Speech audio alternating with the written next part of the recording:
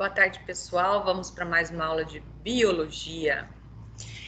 Então, vamos lá. Hoje a gente vai trabalhar o bloco 2 do nosso material de novembro, tá? Vamos estudar sobre o reino dos fungos, reino fungi. Então, vamos lá, vamos pegar nossa apostila. Esse material não é de autoria minha, né? Então, texto e imagens da professora Lana Magalhães, do site todamateria.com.br. Recomendo vocês navegarem nesse site.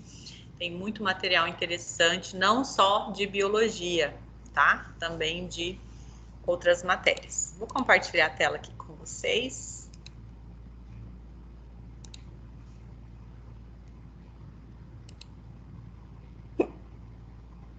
Então, vamos lá. O reino fungi é representado por organismos eucariontes. O que quer dizer essa palavra? O que significa esse conceito? Significa que nós estamos falando de indivíduos que têm a célula com núcleo, tá? Então, a célula eucariótica. Todo organismo que tem a célula eucariótica se chama eucarionte. Em termos evolutivos, eu estou falando de um organismo que ele é mais recente evolutivamente e tem mais complexidade na formação aí das suas estruturas. Então, complexidade nesse contexto quer dizer que tem mais elementos formadores nas suas células, tá? Não significa que eles sejam, assim, melhores do que os seres procariontes, né? Que são as bactérias e arqueobactérias, que têm célula que não apresenta núcleo. Não é isso, tá? A gente tem que desconstruir essa ideia de organismos melhores, piores, superiores ou inferiores. Isso não existe quando a gente analisa e estuda a vida, a história natural do planeta, tá? A gente sempre tem que fazer um exercício de olhar sob a perspectiva da evolução. Então, assim, em termos evolutivos, cada indivíduo tem o seu momento de ascensão, o seu momento de adaptação, né, o seu momento de mudança, né, de ganho de propriedades adaptativas. Então, em termos de evolução, a gente tem uma crescente, né? Mas também crescente, de repente, não é a palavra mais certa para usar aqui. Mas assim, nós temos as células procarióticas, né, que são aquelas células mais simples. Vamos lembrar aqui da nossa última aula? Aqui as células, né? Então, todos os organismos, eles são formados por célula. E a célula, vamos pegar uma imagem aqui de uma célula. Todas as células, elas são estruturas funcionais, autônomas do corpo, né? É a menor unidade de vida de um indivíduo. Tem indivíduo que é formado de uma única célula, e a gente vai ver que existem fungos que têm essa característica, que o fungo inteiro é uma célula, né? Então, ó, célula eucarionte. Aqui, ó. Deixa eu ver aqui os tipos.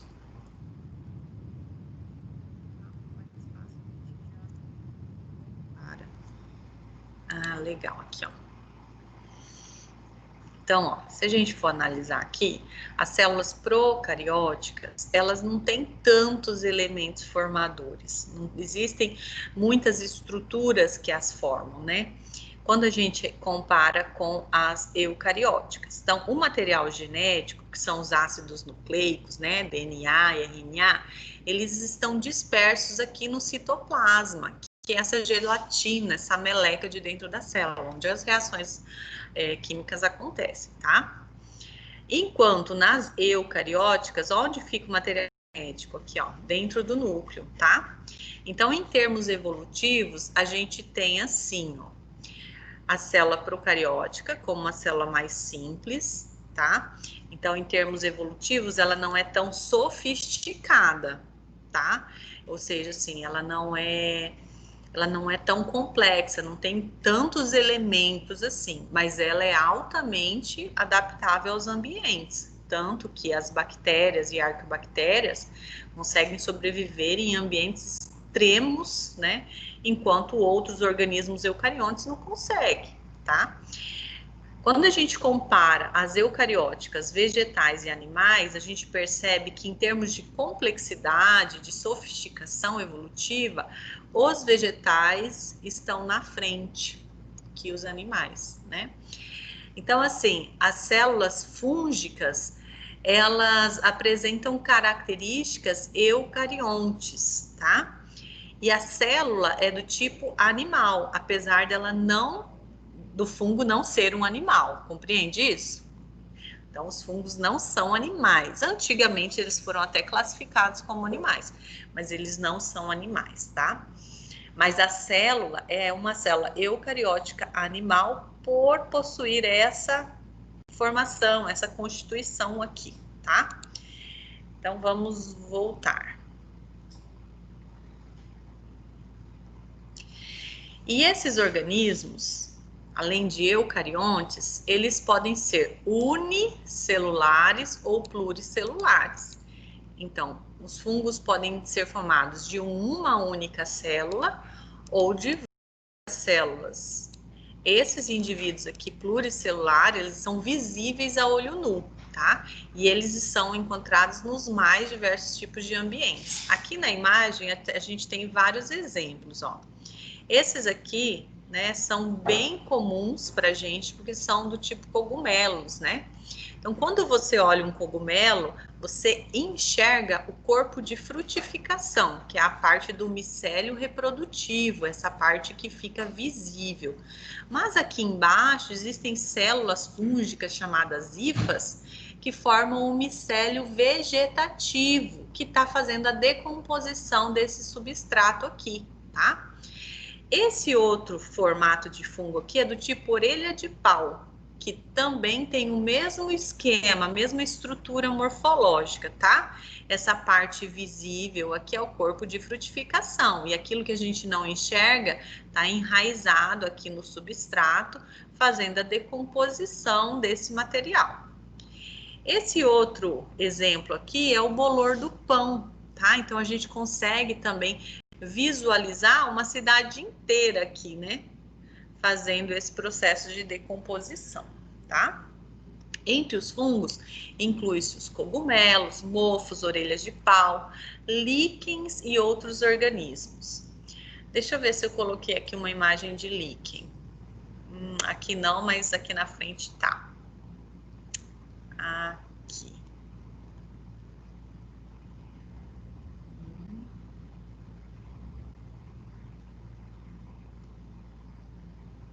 Achei que eu tinha colocado aqui, mas eu mostro aqui para vocês. Opa. Tá. Os líquens são associações mutualísticas entre fungos e algas, às vezes entre cianobactérias e algas, tá?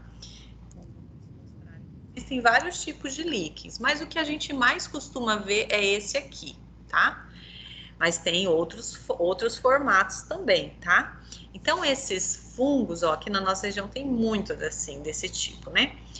Eles são associações mutualísticas, por quê? Porque líquens, que são uma comunidade tão intimamente ligada que não conseguem sobreviver sozinhas. Então, fungos e algas estão em íntima ligação, uma ligação anatômica, corporal mesmo, tá? E aí eles também são conhecidos como bioindicadores de qualidade de ambiente. Por quê? Porque eles aparecem em ambientes onde o ar tem um nível satisfatório, né, de qualidade. Então, assim, o nível de poluição desses ambientes, ele é bem baixo, tá? Eles também são considerados pioneiros, né? Por quê? Porque eles são altamente resistentes na povoação dos ambientes, como uma rocha nua, né? Então, eles iniciam o processo de sucessão ecológica num dado ambiente. Então, para quem não lembrava, né, a cara dos líquens é isso aqui. Às vezes a gente até acha que é mancha na árvore, né, no muro, na calçada. Eles aparecem em tudo quanto é lugar, né? Olha só. Esse verdinho aqui são musgos, tá? Mas essas manchas aqui são os líquens, certo? Ó, esse verdinho aqui não é líquen, é musgo, tá? É briófita, tá? Ó, essa imagem aqui é bacana, que aparece vários tipos de líquens, ó. Todas essas manchas, várias cores, vários formatos, né? Isso aqui são os líquens, tá? Aqui, ó, tem uma outra imagem que a gente vê eles ocupando uma rocha aqui, tá?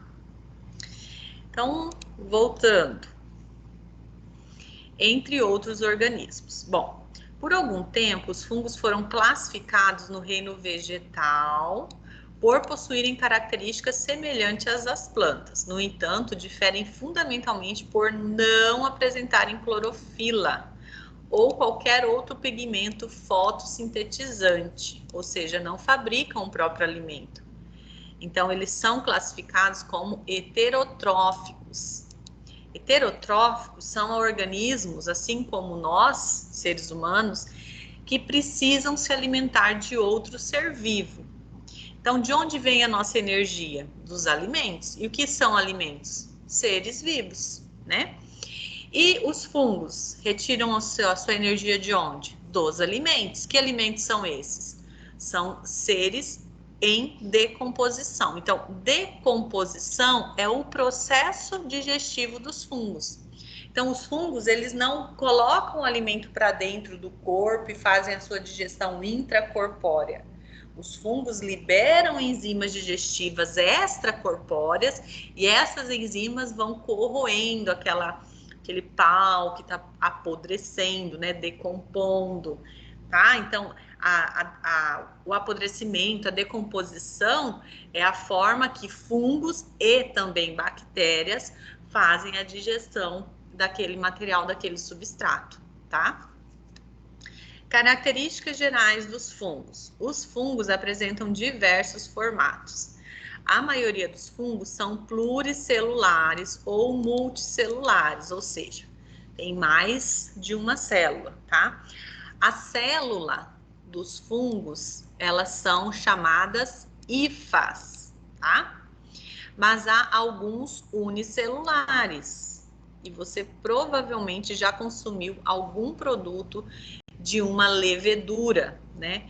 Cujo principal exemplo são as leveduras. Então, as leveduras, elas são muito utilizadas na indústria alimentícia, porque graças ao seu processo de digestão, né, que é do tipo fermentação alcoólica, que a gente tem produtos como pão, bolo, né, que crescem a partir do fermento biológico. Então, o que é o fermento biológico? É uma levedura do tipo, da espécie Saccharomyces cerevisiae, tá? Então, quando você coloca esse fermento biológico de bolo, de pão, né, de torta, enfim, do que você quiser, vai ter farinha, né? Vai ter uma água morna, um leite morno, vai ter açúcar, né? Então vai ter ingredientes propícios para o desenvolvimento e do crescimento dessa população, dessa cepa fúngica. E isso vai fazer com que eles se reproduzam rapidamente, fazendo então o seu processo de digestão. Então, nesse processo de digestão, que é chamado fermentação alcoólica, é liberado álcool, e álcool é extremamente volátil, né? E também gás carbônico. E aí o gás carbônico, ele penetra na massa do pão, do bolo, enfim, do que você está fazendo, e começa a acumular aquele vapor, o gás carbônico, né? E é isso que faz a massa crescer.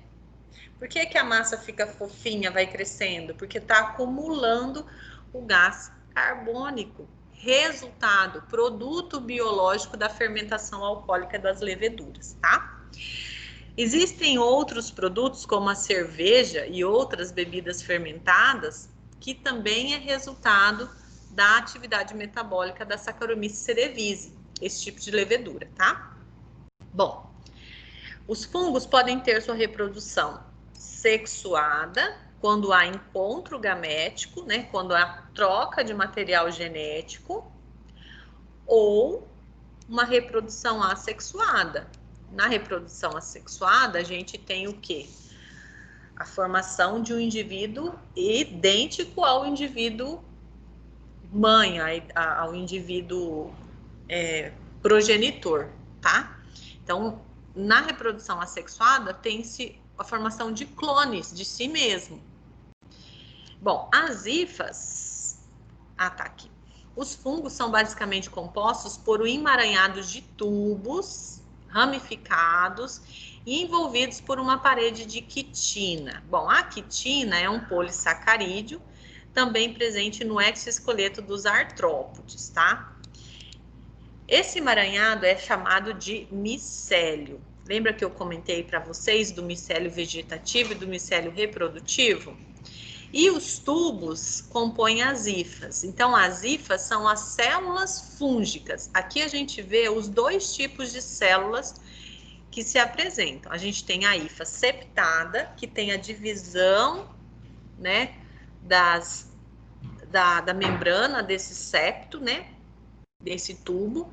E aqui as hifas cenocíticas. Essas hifas aqui, elas não têm essa divisão, ó, percebe?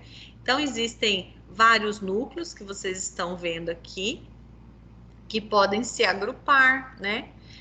Então, olha, temos aqui a definição. As hifas são filamentos microscópicos onde está contido o material genético dos fungos, aqui dentro do núcleo, né? Elas podem, então, ser de dois tipos.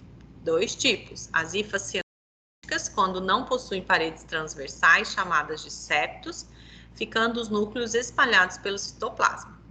E as hifas septadas, quando há delimitação de compartimentos celulares pelos septos, formando células com monocarióticas ou com dois núcleos dicarióticas. Todavia, a compartimentação é incompleta, porque os septos possuem poros que permitem a comunicação entre as células vizinhas.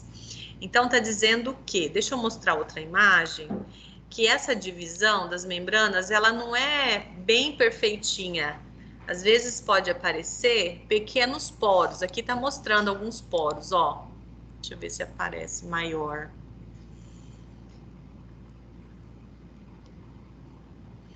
Aqui os poros, ó.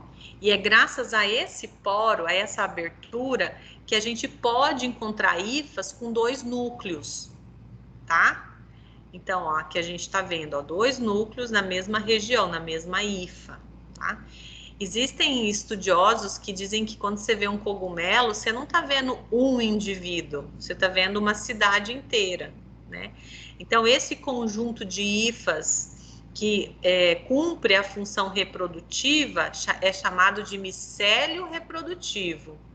E esse conjunto de hifas que está fazendo o seu processo de digestão, decompondo o material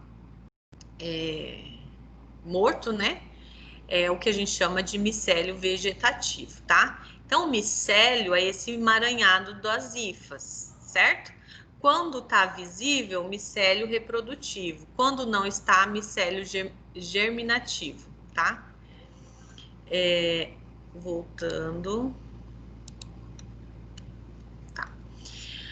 Os fungos crescem sobre um substrato que pode ser um pão ou uma fruta podre, um tronco de madeira ou até mesmo outro fungo. Nos organismos mais complexos, o micélio forma um talo ou corpo de frutificação, com forma bem definida que caracteriza as diferentes espécies. Então, tem cores, formatos muito diferentes. Eu separei algumas imagens de fungos aqui só para vocês terem uma noção. Olha, muito diferente, muito mesmo. Olha aqui. Então, é muito interessante esse grupo. É um grupo também bem pouco estudado ainda pela ciência. A gente sabe que estamos aqui, né, diante da maior floresta tropical do mundo e tem pouquíssimos trabalhos desenvolvidos para a investigação desse grupo, né? Olha, muitos fungos são usados no processamento dos queijos, né? Então, a gente sabe que assim, houve um aumento muito grande dos queijos, né? Do valor dos queijos. E o que torna um queijo extremamente apreciado é a maturação. E essa maturação acontece pela atividade fúngica no queijo, né? Não sei se vocês já tiveram curiosidade de ver alguns vídeos, documentários sobre a produção do queijo. É muito interessante. Eu sugiro que vocês vejam. Então, existem condições climáticas que favorecem determinado cultivo de queijo em virtude da metabolização de um determinado fungo, né? Existem fungos que são cultivados também em grandes estações, são muito apreciados na alta gastronomia, né? Até no texto aqui a gente coloca alguns exemplos, tá? Quando vemos um cogumelo ou o mofo nos alimentos, vemos o talo. Entretanto, o interior do substrato onde se encontra já é uma imensa rede de hifas enraizadas. Essa rede, como eu comentei, é o que chamamos de micélio vegetativo, tá? E não germinativo, falei errado anteriormente, é vegetativo. E a parte de cima é o micélio reprodutivo. Os fungos, então, são heterotróficos por absorção. Isso porque eles liberam a enzima extracorpórea e depois absorvem aquele nutriente. Ou seja, eles absorvem os nutrientes que são difundidos no interior de suas células. Para isso, utilizam enzimas que fazem a digestão das substâncias encontradas no ambiente. Vamos falar um pouco mais sobre a reprodução. Aqui a gente está vendo uma imagem mostrando leveduras realizando o brotamento. Então, a levedura, ela é unicelular, tá? E como que ela faz o brotamento? Ela cresce de tamanho, invagina e forma 2 indivíduos. Uma levedura forma 2, 2, 4, 4, 8 e assim por diante. Então, é muito rápido. Em fungos mais simples, como a levedura, a reprodução acontece por gemulação ou brotamento. Nesse caso, são originadas gêmulas ou brotos que podem se separar da célula original ou permanecer grudados, formando cadeias de células. Em muitos outros fungos, a reprodução é feita através dos esporos, que são células haploides, ou seja, com a metade da carga genética, apenas um cromossomo. E os esporos são liberados pelo fungo no ambiente. Ao encontrar condições propícias, germinam e originam um novo micélio, completando o ciclo assexuado. Esta forma de reprodução assexuada é chamada de esporulação. E aqui a gente tem o exemplo da esporulação. É o que acontece em muitos casos dos cogumelos. E eu não sei se vocês já viram alguns fungos que parecem uma bolsinha. E se você apertar, sai um pozinho. Esse pozinho são os esporos. Eu vi bastante aqui na região do cristalino, quando eu pesquisava ali. Daqui a pouco eu tento achar para vocês, tá? Então, a gente tem aqui, ó, o corpo de frutificação ou micélio reprodutivo, liberando, então, os esporos, que são células reprodutivas. Esses esporos germinam, né? É estranho falar isso, né? Mas é assim. Então, se tiver calor e se tiver umidade, esse esporo vai germinar. E começam a crescer, sempre enraizando primeiro. Depois, o micélio formam as células ramificadas e forma o novo corpo de frutificação. E aqui é o fungo maduro que continua esse processo. Enquanto isso, os fungos mais complexos fazem um outro tipo de reprodução, que é chamada reprodução sexuada, que é dividida em fases. As hifas são monocarióticas e haploides, ou seja, tem só um núcleo, né? E com a metade da informação genética. Quando inicia o processo reprodutivo, se unem, formando hifas com 2 núcleos, né? Então, dicarióticas, com os núcleos organizados em pares. Essa etapa se chama plasmogamia. Depois acontece a cariogamia, na qual as paredes de núcleos se fundem e formam núcleos diploides. Então, junta-se o material genético do núcleo, tá? E forma um núcleo, então, maior, agrupando aquele material. Logo em seguida, se dividem por meiose, que é a divisão celular que pega um conjunto inteiro de material genético e divide pela metade, originando esporos que germinam e originam o micélio, completando o ciclo. Esses esporos são chamados esporos sexuais, para diferenciar daqueles que são formados assexuadamente. Quando a gente comentou desse processo aqui de esporulação, a gente está falando de um esporos que ele sempre foi haploide. Quando a gente fala dos esporos sexuais, a gente está se referindo a um esporo que foi formado graças ao encontro sexual. Então, a reprodução sexuada é quando dois núcleos se juntam e o seu material genético se funde. Por que que isso é importante em termos biológicos? Porque aumenta a variabilidade da espécie. Se aumenta a variabilidade genética, isso permite que os indivíduos sejam um pouquinho diferentes um dos outros e que podem, provavelmente, desenvolver habilidades adaptativas que tenham mais sucesso no ambiente, tá? Exemplos, vamos ver aqui, ó. Aqui temos alguma imagem com vários cogumelos comestíveis, tá?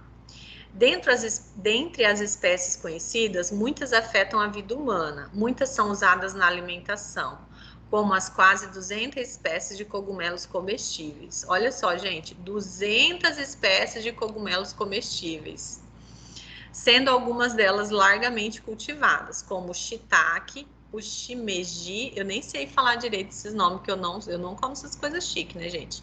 E champignon. Tá, o champignon, às vezes a gente vai em restaurante que daí tem lá junto com o estrogonofe, né? É gostosinho.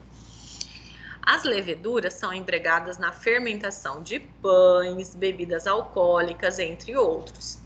Algumas espécies são aproveitadas na produção dos queijos Roquefort e Camembert. Nunca comi, né, gente? Que o preço da mussarela já tá alto, você imagina desses queijos. Quer dizer, se alguém quiser fazer uma doação para a prof, para experimentar, beleza. E há ainda os fungos utilizados pela indústria farmacêutica para a fabricação de antibióticos. A exemplo, o gênero Penicillium. E esse gênero, ele é super conhecido na área médica porque foi o primeiro antibiótico descoberto. Então, no período da guerra, ele salvou muitas vidas. Isso porque esse fungo produz substâncias químicas que inibem o crescimento das bactérias. Então, antibiótico é aquele produto que mata a bactéria, aquele remédio que mata a bactéria. E o penicillium, que é um fungo, tem essa capacidade. Incrível, né, gente? O aspecto negativo dos fungos são as doenças causadas por eles, já que algumas espécies são parasitas. Tá vendo que interessante? É isso que me fascina no estudo da vida. Quando você acha que tá tudo maravilha, sempre tem uma exceção que estraga o negócio. Quando você acha que está tudo ruim, você vê uma exceção que salva o negócio, né? Então, assim, brincadeiras à parte, é importante a gente entender a dimensão, né? Olhar a vida como um todo. A gente não pode restringir um ser vivo a um indivíduo pluricelular, bonzinho ou malzinho, né? Ou só um indivíduo unicelular. Não, existem muitas formas de vida. E o que nos falta, então? Nos falta conhecimento para a gente usufruir de toda essa biodiversidade. É isso que nos falta. É ter essa humildade de olhar para o indivíduo, de olhar para o ambiente, olhar para o planeta com olhos mais assertivos, né? Observando o que eles podem trazer de bom, não só para a nossa espécie, né? Porque nossa espécie ela não sobrevive sozinha, ela precisa dessa dinâmica populacional entre outras espécies e também um ambiente físico, né? Mas tudo bem, vamos parar aí de filosofar um pouco, né? Mas é importante a gente lembrar disso sempre que a gente for estudar. Bom, então vamos conhecer esses fungos que são parasitas, ou seja, eles têm uma relação desarmônica com os indivíduos. Por quê? Porque eles não agregam nada de benéfico nessa relação, né? Eles só retiram. No ser humano, eles provocam micoses e candidíase, entre outras micoses, né? Outras doenças. E nas plantas provocam doenças como a ferrugem do cafeeiro. Vamos falar de algumas associações mutualísticas. Certas espécies de fungos fazem associações com outros organismos em que ambos são beneficiados, sendo essa relação chamada de mutualismo. Sozinhas já não conseguem mais sobreviver. São tão próximas, tão íntimas, que o corpo é grudado, né? Eles não conseguem se separar, morrem, não tem condição. Então, eu comentei com vocês já nessa aula sobre os líquens, né? Quando os fungos, principalmente do grupo Ascomiceto, se associam com espécies de algas ou cianobactérias e formam os líquens. A associação é tão íntima que não conseguem viver separados e permite que habitem em locais onde poucos organismos conseguiriam, como rochas duras. Micorrizas, você já deve ter ouvido falar de micorrizas, né? São associações geralmente relacionadas com leguminosas, né? Então, nem sempre, tá, gente? Mas é bem comum com leguminosas. Então, essas hifas, né? Esses fungos são associados às raízes de certas plantas e os fungos obtêm nutrientes como carboidratos e aminoácidos e as plantas, por sua vez, absorvem melhor os sais minerais do solo graças a hifas que envolvem suas raízes, tá? Essa associação é chamada de micorriza, palavra derivada do grego micos, significa fungo, e rizo, raiz. É interessante a gente não confundir com aquela associação de bactérias e raízes de leguminosas que também acontecem, tá? Então, aqui a gente tá falando de fungos e raízes, tá? Importância ecológica. O reino fungi é um grupo com ampla distribuição no planeta e ainda pouco conhecido, já que se estima, deixa eu só tirar aqui, porque a gente está atendendo em várias plataformas, né? Já que se estima que haja 1,5 milhão de espécies, das quais menos de 100 mil estão classificadas e devidamente estudadas. Os fungos são muito importantes no equilíbrio dos ecossistemas, pois participam da reciclagem da matéria orgânica. Vamos lembrar o que é matéria orgânica? É a biomassa viva. Então, todos os seres vivos têm componentes orgânicos, ou seja, que tem o elemento carbono em sua constituição química, tá? Fazendo, então, o processo de decomposição. Se não fossem esses carinhas, junto com as bactérias, o planeta era um grande lixeiro. Graças a essa capacidade de decomposição dos substratos, dos materiais orgânicos, é que existe uma ciclagem de nutrientes no planeta. Então, aqui nada se perde, tudo se transforma. Essa é uma lei bem antiga, né?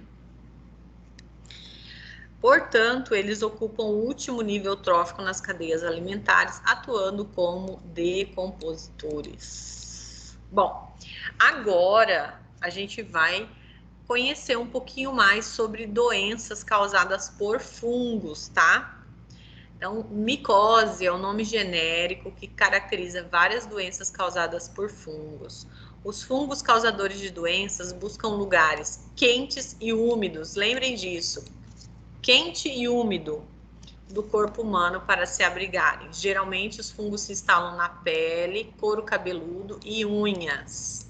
As micoses são tratadas com antimicóticos e antifúngicos, que vão impedir o crescimento dessas populações. Então, transmissão. Os fungos estão presentes nos mais variados ambientes. Assim, a transmissão de doenças causadas por fungos pode ocorrer de vários modos. Principalmente, andar descalço, usar roupas úmidas por um longo tempo, utilizar roupas, meias e calçados de material sintético, utilizar chuveiros públicos, lava-pés, piscinas ou saunas, compartilhar alicates de cutículas, tesouras e lixas não esterilizadas corretamente, não enxugar a pele adequadamente, sobretudo entre os dedos dos pés, virilha e embaixo das mamas. Então, sempre na região onde tem contato, é muito importante fazer uma boa limpeza, né? Bom, enxaguar devidamente e secar, tá?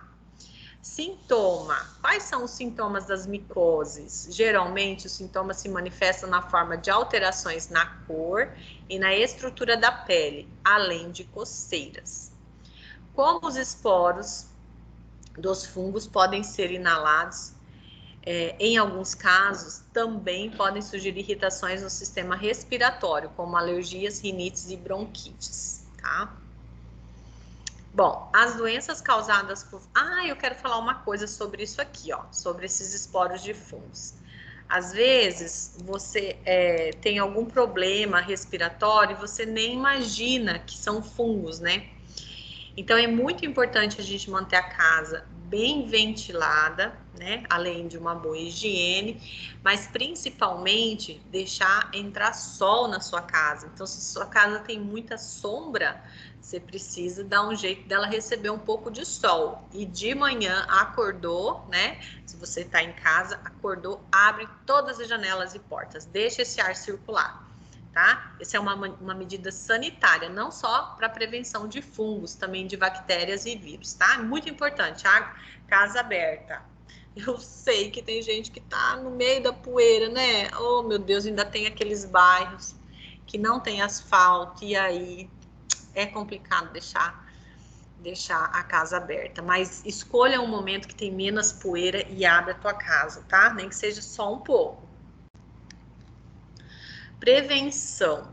Evite andar descalço em praias, é ideal é usar chinelos, não compartilhar toalhas de banho com outras pessoas e trocar a toalha de banho, tá, gente? Se você tem o hábito de, tomo banho e deixo a toalha no banheiro, e às vezes o banheiro fica muito úmido, né? Não pega muito sol, então você vai tomar um outro banho, a toalha ainda tá úmida, isso não é legal. Melhor deixar lá fora essa toalha, né?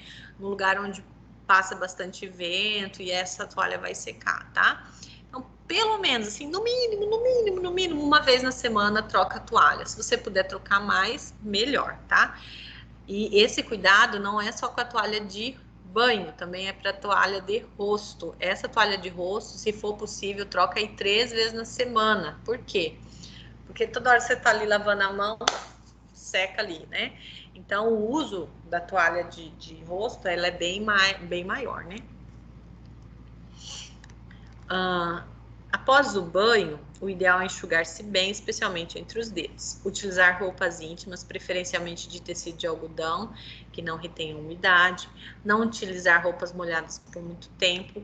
E usar material próprio, quando você for fazer as unhas. E aqui a gente tem algumas doenças bem conhecidas causadas por fungos, tá? Frieiras, um tipo de infecção comum entre os dedos do pé, ocorre quando eles ficam úmidos e abafados devido ao uso prolongado de calçados fechados, causam vermelhidão, coceira e rachadura. Pano branco é uma doença muito comum, recebe esse nome porque apresenta-se como manchas brancas e descamativas na pele, geralmente surgem nos braços, ombros, pescoço e rosto. Deixa eu mostrar aqui algumas imagens de frieiras, tá?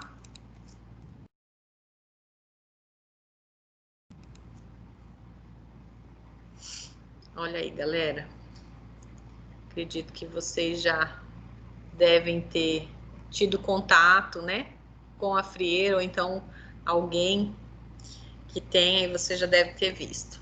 Agora vamos mostrar pano branco.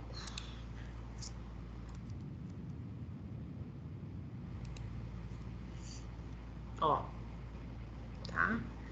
Então, bem interessante observar no espelho, né? Se você tem manchas assim, procura assistência médica.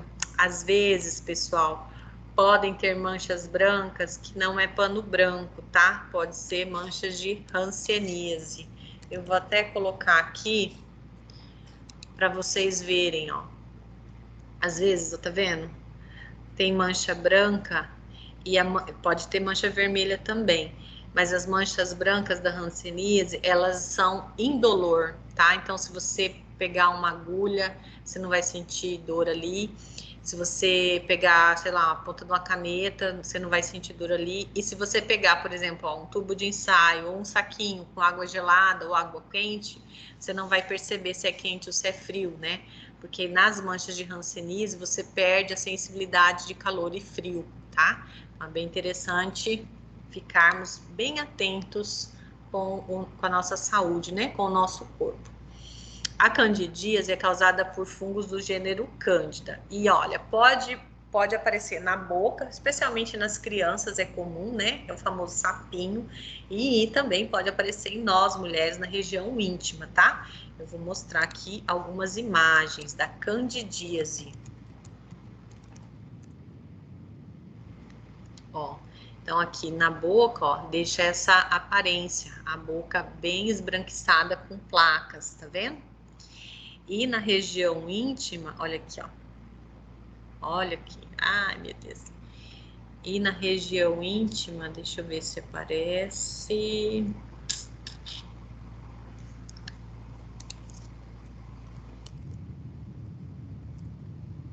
As imagens não são muito bonitas, viu? Aqui parece o colo do útero.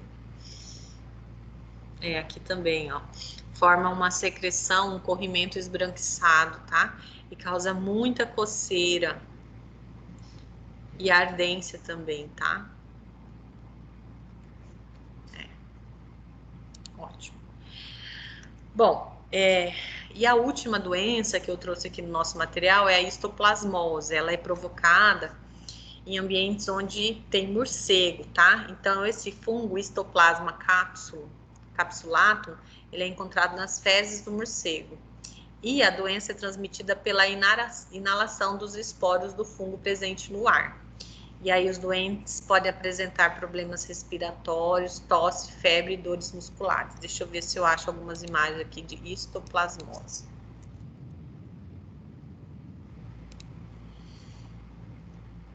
Olha só, gente.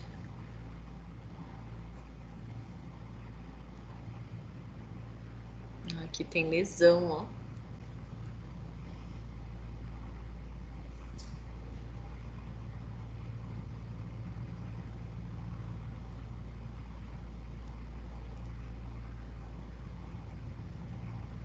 Bom,